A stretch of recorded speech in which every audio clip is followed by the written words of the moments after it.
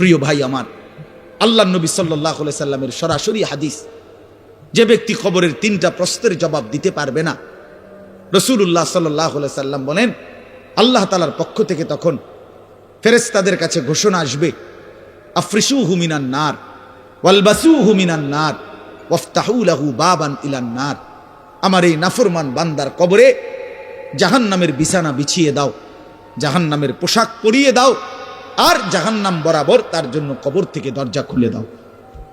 ফেরেশতারা যখন এই কার্যক্রমটা শেষ করবে, প্রথম জাহান্নামের বিছানা বিছায় দিছে, পোশাক পরায় দিছে, জাহান্নাম বরাবর দরজা খুলে দিছে, আল্লাহর নবী সাল্লাল্লাহু আলাইহি ওয়াসাল্লাম বলেন একজন ফেরেশতা এসে তখন ফায়ুদরাবু লাহু বিমিতরাকাতিম মিন হাদিদিন, নবীজি সাল্লাল্লাহু আলাইহি সাল্লাম বলেন তখন একটা লোহার হাতুড়ি, লোহার গুর্জ, লোহার হাতুড়ি দিয়ে একজন ফেরেশতা তাকে একটা আঘাত করবে। কি আঘাত, কোথায় আঘাত করবে? সরাসরি হাদিসের শব্দ, বরবাতান বাইনা উজুনাইহি, তার 2 কান বরাবর একটা আঘাত করবে। রাসূলুল্লাহ সাল্লাল্লাহু আলাইহি সাল্লাম বলেন ফায়াসিহু সাইহাতান, ওই নাফরমান তখন এত জোরে চিৎকার করবে, ইয়াসমাউহা মান ইয়ালিহি ইল্লা সাকালাইন, মানুষ এবং জিন ব্যতীত আল্লাহর সমস্ত সৃষ্টি ওই বেঈমানের চিৎকার শুনতে পাবে। এ কবরের আযাব। ছেলেরা আমার, দোস্ত আমার, বাপ আমার, বন্ধু আমার, আপনি হাসলেও কবরে যাইতে হবে, কাঁদলেও কবরে যাইতে হবে। রাজপ্রাসাদের ওই অট্টালিকাতে যে থাকে সেও একদিন মরে যাবে, জীর্ণ কুঠিরে কুড়ে ঘরে যে থাকে সেও মরে যাবে। জীবনে যে কোনোদিন সুখ দেখে নাই দুঃখের সাগরে, তারও মৃত্যু হবে। জীবনে যে কোনোদিন দুঃখ দেখে নাই সুখের সাগরে ভাসছিল, তারও মৃত্যু হবে, সেও মরে যাবে।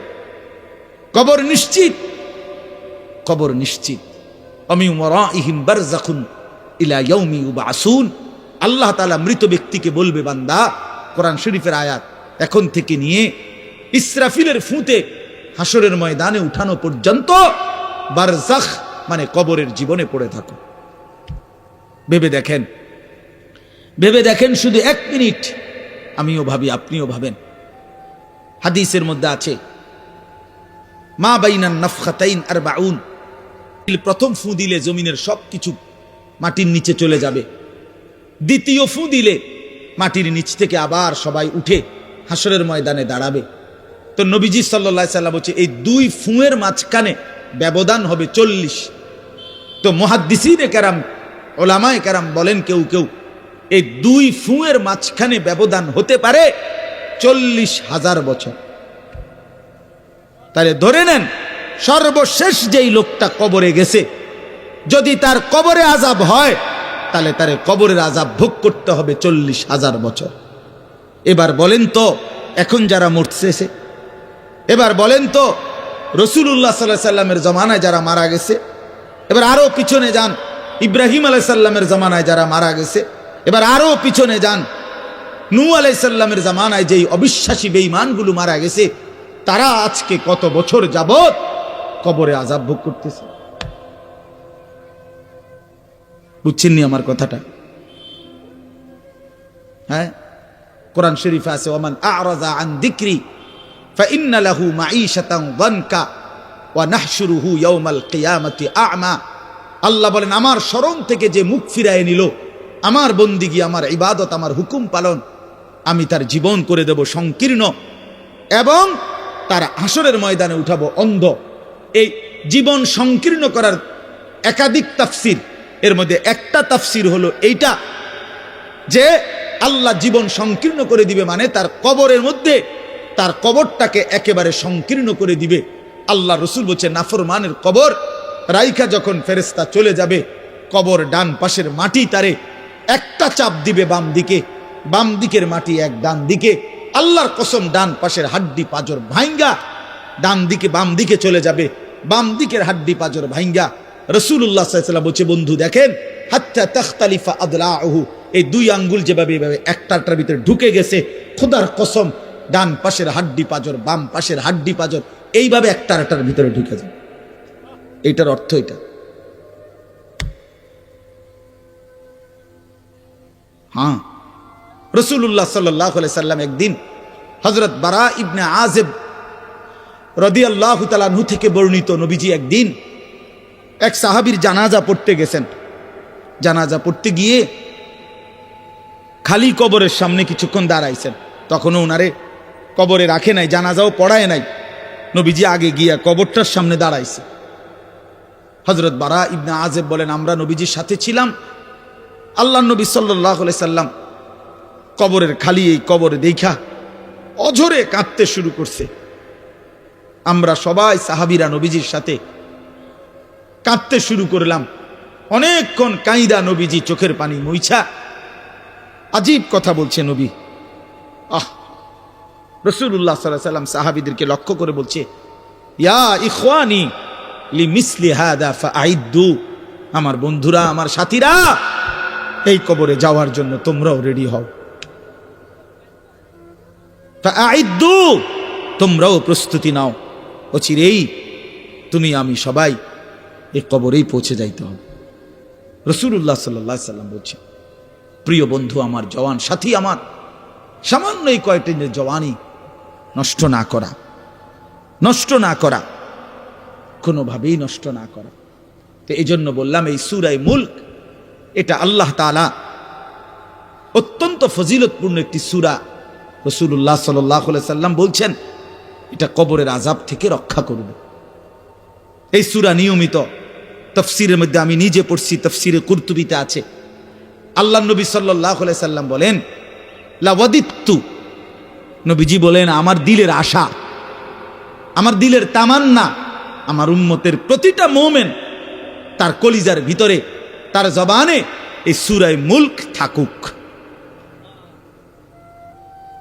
সূরা মুলক থাকুক।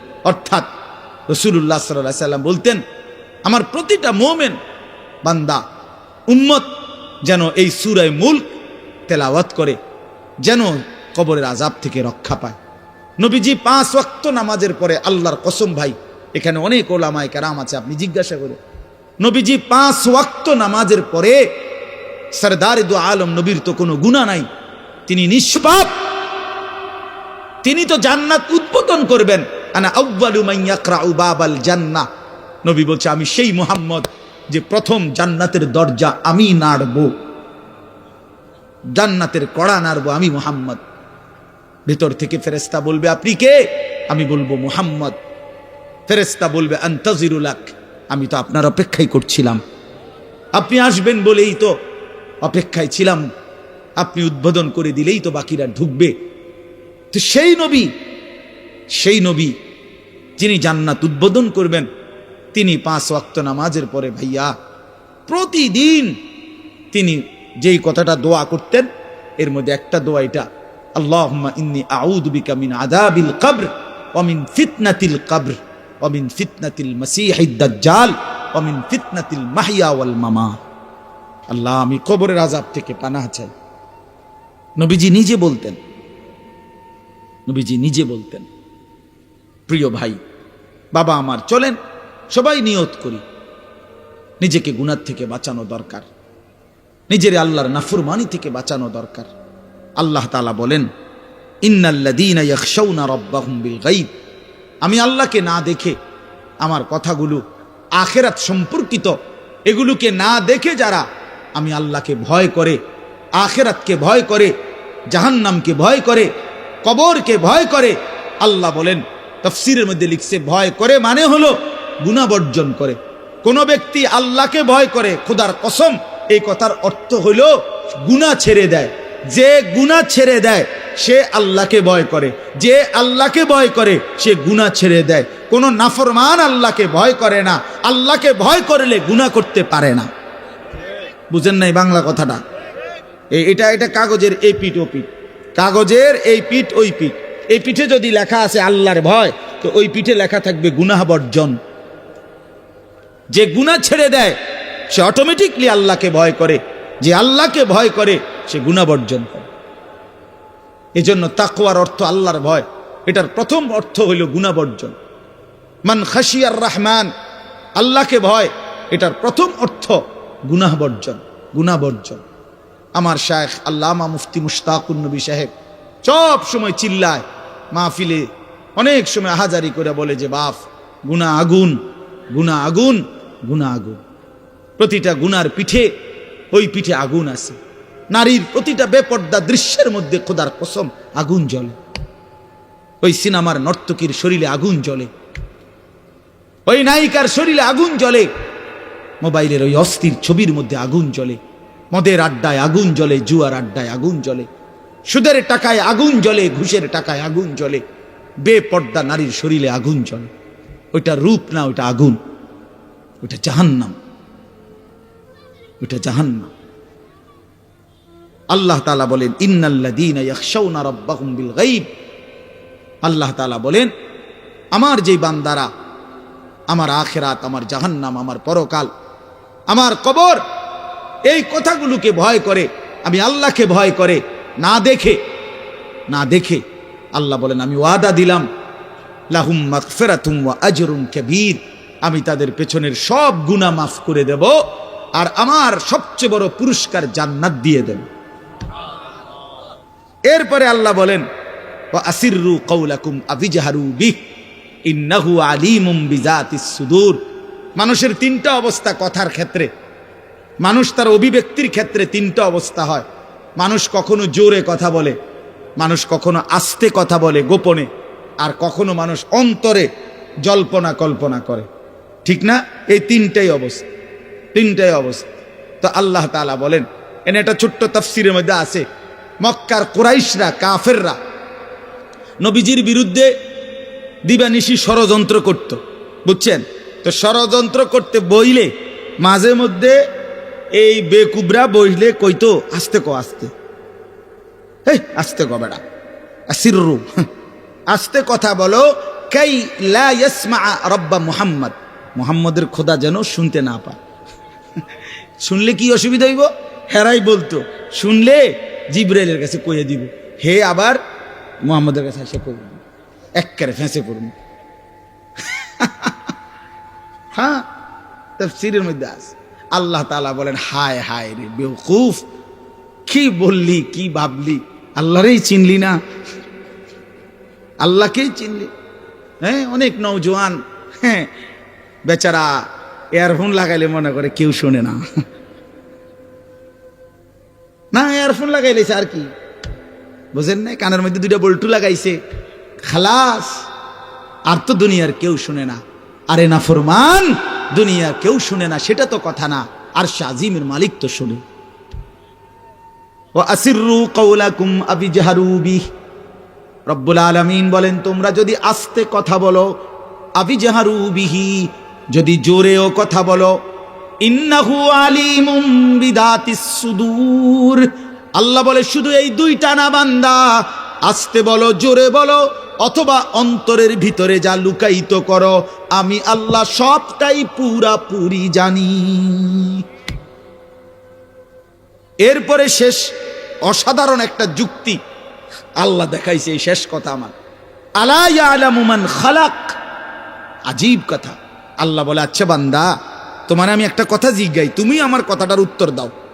এদ্দুর কথা কি তুমি বুঝো না যে আলা ইয়ালামু মান খালাকা, যে সৃষ্টি করলো, যে বানাইলো, তিনি জানবে না, তিনি বুঝবে না, তিনি শুনবে না, এটা তুমি কেমনে বাজলা? তুমি কও, তোমার বিবেকে কি কও? এতটি ভাত খাইয়া বুঝি এই কথাটা বুঝলা না? এতদিন দুনিয়ার থাইকে বুঝি এই কথাটা বুঝলা না? আলা ইয়ালামু মান খালাক, এই তৃতীয় আয়াত। আল্লাহ বলেন যিনি সৃষ্টি করলেন তিনি জানবে না? যে কোম্পানি এটা বানাইছে সে জানে না এখান দিয়ে কথা বলে না, এখান দিয়ে কথা বলে? কথা বলেন না কেন? তো যিনি সৃষ্টি করলেন আল্লাহ, আমরা কি করছি না করছি তিনি আমাদের কথা জানবেন না? কথা বলেন না, বলেন না, শুনেন তিনি? আল্লাহ শুনেন কিনা, দেখেন কিনা, জানেন কিনা? ওহুয়াল লতীফুল খবীর। আল্লাহ বলেন তিনি সূক্ষ্ম থেকে সূক্ষ্ম, বিন্দু থেকে বিন্দু সেটাও জানেন। খবীর, পুরা সৃষ্টির খবর একসাথে তিনি পূর্ণ রাখেন, পূর্ণ রাখেন। এজন্য দোস্ত আমার, রাত 2টা বাজে, নওজোয়ান মনে করছে চারিদিকে কেউ জেগে নাই, সবাই ঘুমায় গেছে, এজন্য সে মোবাইলের উলঙ্গ ছবি দেখছে। আল্লাহ ডাক দিয়া বলে আনিস আমি আছি, মালিক ডাক দিয়া বলে, আলাম ইয়ালাম বিআন্নাল্লাহ ইয়ারা, তুমি কি এই ভেবেছো তুমি জানো না বান্দা, আমি যে সারাক্ষণ তোমাকে দেখি। আল্লাহ তাআলা রাতেও দেখে, দিনেও দেখে, একাকীও দেখে, প্রকাশ্যও দেখে, অন্ধকারেও দেখে, আলোতেও দেখে। সাত আসমানের উপরে কোনো ফেরেশতা হাঁটলেও মালিক দেখে, সাত তবক জমিনের নিচে কোনো পিঁপড়া হাঁটলেও মালিক দেখে। আটলান্টিক মহাসাগরের যে প্রাণী গভীর তলদেশে, আল্লাহ তাকেও দেখে। হিমালয়ের সুউচ্চ চূড়ায় যে প্রাণী, আল্লাহ তাকেও দেখে। ওয়ায়ালামু মা ফিল বাররি ওয়াল বাহর, জলে স্থলে যা আছে আল্লাহ বলেন সব তিনি জানেন। ওয়ামা তাসকুতু মিন ওয়ারাকাতিন ইল্লা ইয়ালামুহা, একটা গাছের পাতাও যদি পড়ে আল্লাহ বলেন আমি তাও জানি। ওয়ালা হাব্বাতিন ফি যুলুমাতিল আরদ, মাটির তলদেশে যেই চারা দানা বীজ তোমরা রোপণ করছো, বপন করছো, আল্লাহ বলে কোন দানা কোন চারা আমি তাও জানি। ওয়ালা রতবিন ওয়ালা ইয়াবিসিন, শুকনায় কি আছে ভিজাতে কি আছে আমি সব জানি। ইল্লা ফি কিতাবিম মুবিন, ওহ মালিক বলে শুধু জানি না রে বান্দা, ওরা আমি সব কিছু আমার তাকদীরে লৌহে মাহফুজের মধ্যে স্পষ্ট করে লিখে রেখেছি। অতএব বাপ আমার, বন্ধু আমার, দয়া করে মেহেরবানি করে এই মাহফিলগুলো আসলে আপনাদের কাছে কোনো 23 বছরের পুরা ইসলাম বুঝানো, একদিনে 1 ঘন্টা, এটা না। অর্থ হলো বিবেকটা জাগানো, অনুভূতিটা একটু জাগানো, ঠিক না? একটু যেন মানসিকতাটা বাড়ে, একটু মানসিকতাটা যেন পারে। দুনিয়া ভুলেন, আখেরাত ফিকির করে, আখেরাতের ফিকির করে। যুবক ভাই নিজের ক্ষতি করেন না, নওজোয়ান ভাই নিজের ক্ষতি করেন। আল্লাহর ওয়াস্তে ভাইয়া, চরিত্রহীনতার এই জিন্দেগি সুখ দেয় না। কোনো পাপী সুখে নাই, কোনো হারামখোর, কোনো মদখোর, কোনো গাঁজাখোর, ফুট্টাখোর, বাবাখোর, ডাইলখোর, ইয়াবাখোর, একটা নাফরমান সুখে নাই। কোন বেপরদা নারী সুখে নাই। আমি চ্যালেঞ্জ করলাম, কোন হারামখোর, সুদখোর, গাঁজাখোর একটাও সুখে নাই। কোন নাফরমান সুখে থাকে না বন্ধু। সেজদাতে সুখ আছে, আল্লাহকে ডাকলে সুখ আছে, মালিকের সেজদায় সুখ আছে। এজন্য চলেন ইনশাআল্লাহ, নিয়ত করি আল্লাহকে ডাকবো ইনশাআল্লাহ। হারাম ছেড়ে দেই, আল্লাহর নাফরমানি ছেড়ে দেই। আল্লাহ আমাদের সবাইকে কবুল করে নেন। আপনার অজুবিহীন পড়তে দেই না, সমস্ত পড়ালেখা বাচ্চা পাক পবিত্র থাইকা অজু অবস্থায় পড়ে। অসংখ্য প্রতিষ্ঠান এমন যাদের এই ব্যাপারে কোনো আলাদা কোনো গুরুত্ব নাই। ছেলে পেশাব করে পানি নেয় বা না নেয়, এটা নিয়ে তাদের কোনো মাথা ব্যথা নাই। ছেলে কি দাঁড়াইয়া পেশাব করে না বসে পেশাব করে, এই নিয়ে মাথা ব্যথা নাই। দেখার বিষয় হলো পড়া পারে কিনা, পড়া বুঝলো কিনা, খালাস। পড়া পারলো, শিখলো। কিন্তু না, আপনারাও সবাই বুঝেন যে, সবাই এই শব্দটা জানেন যে শিক্ষা দীক্ষা, আমরা বলি বাংলায় এটা যে শিক্ষা দীক্ষা। এখন প্রশ্ন হলো দীক্ষা মানে কি? শিক্ষা তো বুঝলাম, নির্দিষ্ট পড়া মুখস্থ করলো, শিখলো, মুখস্থ করলো, তো দীক্ষাটা কি? এখানে এটা এমন শব্দ না যে কিছু শব্দ তো আছে একটা শব্দের সাথে আরেকটা বলছে অর্থহীন, যেমন কলম টলম। তো এটা সবাই বুঝে যে টলমের কোনো অর্থ নাই। কাগজ টাগজ, তো কাগজের অর্থ নাই কিছু না, এটা আলাদা শব্দ। শিক্ষা দীক্ষা যেমন আমরা অনেক সময় বলি যে নামাজ রোজা, লোকটা নামাজ রোজায় ভালো, তো এর দ্বারা কি শুধু নামাজ আর নামাজের উল্টা শব্দ রোজা না, এটা একটা আলাদা কি আমল। নামাজ একটা ইবাদত, তো রোজা একটা ইবাদত। তো শিক্ষা এটা একটা বিষয়, দীক্ষা এটা একটা বিষয়। শিক্ষা তো তালিম, দীক্ষা এটা তরবিয়ত, আখলাক। অর্থাৎ শব্দ মুখস্থ করা এটা যেমন জরুরি, জিন্দেগি গঠন করা এটাও সমান জরুরি, বরং তার চাইতে বেশি জরুরি। এজন্য আমাদের ফেনীর একজন বড় বুজুর্গ আলেম আছেন, ফেনী জামিয়া রশিদিয়া মাদ্রাসার হজরত মাওলানা মুফতি শহীদুল্লাহ দামাত বারাকাতুহুমুল আলী, বাংলাদেশের অনেক বড় একজন বুজুর্গ আলেম। হজরতের মাদ্রাসা ফেনীতে, সেই মাদ্রাসা একটা মাদ্রাসায় কওমি মাদ্রাসা, সেখানে প্রায় 6 থেকে 7 হাজার ছাত্র পড়ালেখা করে, প্রায় 200-র উপরে উস্তাদ আছে, 200-250 হবে। তো এই জন্য বললাম যে হজরত সবসময় বলে যে পড়া মেধা অনুপাতে কম বেশি হইতে পারে, আখলাক বরাবর হইতে হবে। আখলাক, ছাত্র মেধাগত যোগ্যতার কারণে কেউ রুল নাম্বার 1, কেউ রুল নাম্বার 10, কিন্তু আদব আখলাক বরাবর বরাবর হওয়া চাই। আমরা এটা খুব খেয়াল করি না। আজকে সবাই মনে করে বাচ্চার পড়ালেখা হচ্ছে, ঠিক আছে, পড়তেছে, যাইতেছে, আসতেছে, ছেলেটা পড়তেছে, রেজাল্ট আসছে, কিন্তু আখলাক কোথায়? যে ছেলেটা কখনোই প্রস্রাব করে টয়লেট পেপার ব্যবহার করে না, দাঁড়িয়ে বসে প্রস্রাব করার ক্ষেত্রে কোনো পার্থক্য করে না, তো তার আখলাক, তার জীবন গঠন হইল কই? শব্দ না মুখস্থ হইল? শব্দ না মুখস্থ হইল?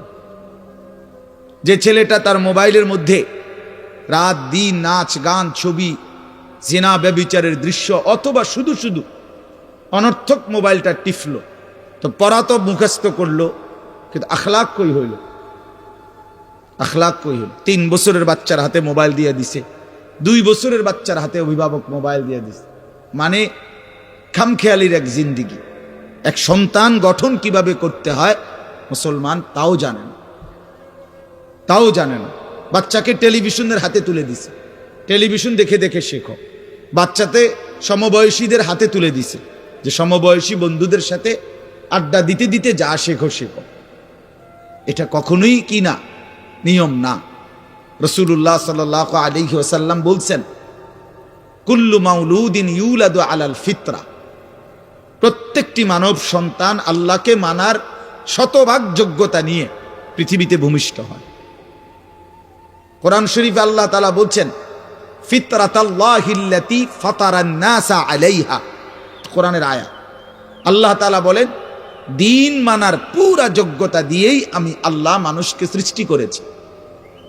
আল্লাহ তাআলা এমন একটি হুকুম করে নাই, এমন একটা বিষয় নিষেধ করে নাই যা পালন করার যোগ্যতা কিংবা বর্জন করার যোগ্যতা আল্লাহর বান্দার শরীরের মধ্যে নাই, এমন কোনো বিধান নেই। আমার মধ্যে রুকু করার যোগ্যতাই নাই, অথচ আমারে রুকু করতে বলছে, অথচ আমার কোমর বাঁকা হয় না, বিষয়টা এমন না। আমি সেজদাই দিতে পারি না, আমার হাঁটুও বাঁকা হয় না, কনুইও বাঁকা হয় না, কোমরও বাঁকা হয় না, অথচ আল্লাহ আমারে বললেন সেজদা দিতে। বিষয়টা কি এমন? কথা বুঝছেননি আমার কথাটা?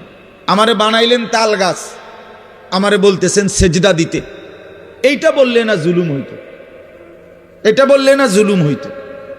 কিন্তু আল্লাহ তাআলা যতগুলো হুকুম করেছেন, যতগুলো নিষেধ করেছেন, প্রতিটা হুকুম পালন করা, প্রতিটা নিষেধ বর্জন করার 100 যোগ্যতা আল্লাহ তাআলা বান্দার শরীরের মধ্যে দিয়েছে। কোরআনুল কারীমের মধ্যে আছে, আল্লাহ তাআলা বলেন, বান্দা আমি তোমাকে বানিয়েছি নাবতালিহি, পরীক্ষা করার জন্য, আর পরীক্ষায় উত্তীর্ণ করার উপযোগী। ফাজআলনাহু সামিআম বাসীরা, আমি আল্লাহই তোমাকে শুনবার জন্য কান দিয়েছি, দেখবার জন্য চোখ দিয়েছি। তাফসীরের মধ্যে লিখছে, অর্থ হইল আমাকে মানবার পুরা যোগ্যতা সম্পূর্ণ শরীর দিয়েছি। ওযু, গোসল, নামাজ, রোজা, হালাল হারাম, পাক নাফাক সব কিছু বান্দা পালন করতে পারবে এমন যোগ্যতা দিয়ে তারে মানুষ বানাইছে। মানুষ হইবার পরে, মুসলমান হওয়ার পরে কেউ যদি বলে আল্লাহর এই হুকুম পালন করা আমার পক্ষে সম্ভব না, তাহলে এটা হইতে পারে তুমি ছাগল, মানুষ না। তুমি গরু ছাগল ছাড়া আর কিছু না, তুমি মূলত হাইওয়ান। ইনসান হইলে পারতা, তুমি যদি মানুষ হইতা তা ঠিকই পারতা, তুমি যদি মানুষ হইতা তো পারতা। মূলত তুমি নিজের মানুষ এই পরিচয় ভুলে গেছো। তো এই জন্য বাপ আল্লাহ নবী সাল্লাল্লাহু আলাইহি সাল্লাম বলেন, ফাআবাওয়াহু ইউহাব্বিদানিহি আও ইউনাসসিরানিহি আও ইউমাজ্জিসানিহি, মা বাপ সন্তানকে ইহুদি বানিয়ে দেয়, অথবা খ্রিস্টান বানিয়ে দেয়, অথবা অগ্নি পূজক বানিয়ে দেয়। সরাসরি হাদিস, বাবা মা নষ্ট করে দেয় সন্তান। রাসূলুল্লাহ সাল্লাল্লাহু আলাইহি সাল্লাম বলছে, বাবা মা, 3 বছরের বাচ্চাটা ছোট্টবেলা থেকেই ঘরে টেলিভিশন দেখে, রঙিন সিনেমা দেখে, নাটক সিনেমা দেখে, তারে এটা শিখাইবার ক্ষেত্রে কে ব্যবস্থা করে দিল? তার মা বাপ। এ তো 3 বছরের বাচ্চা বাজার থেকে কিনে আনে নাই, টেলিভিশনে এত বড় এটা তো বাচ্চাটা আনে নাই, এটা তো তার অভিভাবক আনছে। এই 3 বছরের বাচ্চাটারে কার্টুন দেখার জন্য, গেমস খেলার জন্য এত বড় মোবাইলটা, এটা তো তার বাবাই দিছে, অথবা তার মা, তার দুলা ভাই, তার বড় ভাই, তার চাচা, এমন কেউ একজন তার হাতে তুলে দিছে। এজন্য আমি সবসময় বলি, যেই মা বাপ, অভিভাবক সন্তানের, অপ্রাপ্ত বয়স্ক সন্তানের হাতে এই বড় মোবাইলগুলো তুলে দেয়, এই মা বাবার চাইতে বড় জালেম আর কেউ নেই। ওরা নিজ হাতে সন্তানকে গলা টিপে হত্যা করে ফেল, ধ্বংস করে দিল, বরবাদ করে দিল, বরবাদ করে দিস। অসংখ্য অভিভাবক আমাদেরকেও তো বলে, বাচ্চা হুজুর খায় না, ঘুমায় না, বাচ্চা মোবাইল না দেখতে না দিলে খায়ও না, ঘুমায়ও না, কান্দে, শুধু কান্দে কান্দে। তার এই বদ অভ্যাস কে বানাইল? আর দ্বিতীয় কথা হইল, কান্দলে কি হয়েছে? কোনো বাচ্চা যদি কান্দে, তো কান্দলে কি মরে যায় মানুষ? তো হেতে কান্দুক, কান্দলে কি হয়েছে? কানতে কানতে সে একসময় থেমে যাবে। 3 বারের পরে, 4 বারের পরে সে বুঝে নিবে যে এটা আমারে দিবে না। কথা বোঝেন নাই? কাঁদতে কাঁদতে নইলে 3 বার কাঁদলো, 4 বার কাঁদলো, 10 বার কাঁদলো, একটা পর্যায়ে সে বুঝবে যে এটা আর আমারে দিবে না, এটা আমারে দিবে না। এই জন্য বাপ আমার, এটা খেয়াল করা চাই। আমি এই কথাটা শুরু করছি এই কথার থেকে যে কোরআন সুন্নাহর ইলমের জন্য আদব জরুরি। এক তো আপনি শুনলেন প্রতি সপ্তাহে জুমার বয়ান হয়, ইমাম সাহেব কইতে পারবো, ইমাম সাহেব কি কয়, আমনে আমনের মতো, হুজুর হুজুরের মতো না। এই শুধু এতটুকুর জন্য আসা যাওয়া, আল্লাহর কথা শোনা, যে কি শুনলাম কিছুই বুঝলাম না, নিজের জন্য কিছুই গ্রহণ করলাম না, এটা ইনসাফ না। আল্লাহর কোরআন জিন্দেগি বদলাবার জন্য, আমাদের জীবনের পরিবর্তনের জন্য আসছে, পরিবর্তনের জন্য। কোরআনুল কারীমের প্রতি অক্ষর নূর, কোরআনুল কারীমের প্রতি অক্ষর হুদান, হেদায়েত, কোরআনুল কারীমের প্রতি অক্ষর মাউইজা, উপদেশ, কোরআনুল কারীমের প্রতি অক্ষর বুশরা, সুসংবাদ, কোরআনুল কারীমের প্রতি অক্ষর বাসায়ের, অন্তর্দৃষ্টি সম্পন্ন জ্ঞান, কোরআনুল কারীমের প্রতি অক্ষর আহসানাল হাদিস, সর্বশ্রেষ্ঠ কথা, কোরআনুল কারীমের প্রতি শব্দ মুতাশাবিহান, সাদৃশ্যপূর্ণ, কোরআনুল কারীমের প্রতি শব্দ মাসানি, বারবার তেলাওয়াতকৃত, পাঠকৃত। কোরআনুল কারীমের অসংখ্য বৈশিষ্ট্য আল্লাহ তাআলা কোরআনে উল্লেখ করেছেন। মা ফাররাতনা ফিল কিতাবে মিন শাই, আল্লাহ বলেন একটা বিষয়ের আলোচনা আমি বাদ দেই নাই কোরআনের মধ্যে। ওয়া নাযালনা আলাইকাল কিতাবা তিবয়ানান লিকুল্লি শাই, বন্ধু আমি আপনার উপরে যে কোরআন নাজিল করেছি তার সমস্ত কিছুর বিস্তারিত বর্ণনা। এজন্য বদনসিব ওই সন্তান, ওই অভিভাবক দুর্ভাগা, যে মুসলমান পরিচয় দেওয়ার পরেও নিজ সন্তানকে আল্লাহর কোরআন দেখে দেখেও পড়তে জানে না।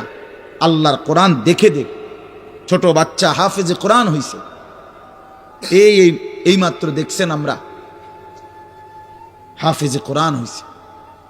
মুসলমানের সন্তান আল্লাহর কোরআন 30 পারা কলিজার মধ্যে গ্রহণ করছে। আর কি পরিমাণ দুর্ভাগা মুসলমান! আল্লাহর দেওয়া চোখ, আল্লাহর দেওয়া জিহ্বা। আল্লাহ কোরআনে বলছে আলাম নাজআল লাহু আইনাইন, বান্দা আমি কি 2টা চোখ দেই নাই? ওয়া লিসানান, আমি কি জিহ্বা দেই নাই? ওয়া শাফাতাইন, 2টা ঠোঁট কি আমি দেই নাই? হাসরের ময়দানে আল্লাহ তাআলা জিজ্ঞেস করবে, বান্দা আমার দেওয়া 2টা চোখ, আমার দেওয়ার জিহ্বা, আমার দেওয়া ঠোঁট, এত লক্ষ কথা বললা, এত কিছু দেখলা, এত শব্দ উচ্চারণ করলা, পৃথিবীর কত লক্ষ কথা তুমি জীবনে বললা, অত